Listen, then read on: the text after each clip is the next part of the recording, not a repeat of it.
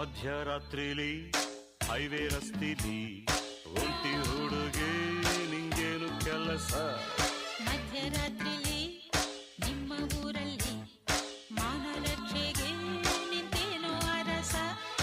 ಇಲ್ಲಿ ಬರಲು ಕಾರಣ ಇದೆಯಾ?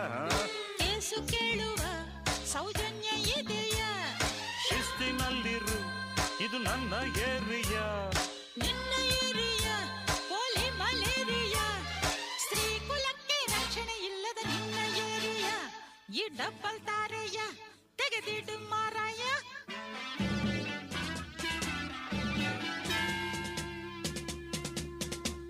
ನಡುರಾತ್ರಿ ಸ್ವಾತಂತ್ರ್ಯ ಕೊಟ್ಟರೆ, ನೀವು ತಂದು ಬೀದಿಲಿ ಇಟ್ಟರೆ, ನಮ್ಮ ಊರು ಎಂದು ರಾಮರಾಜ್ಯವಾಗದು.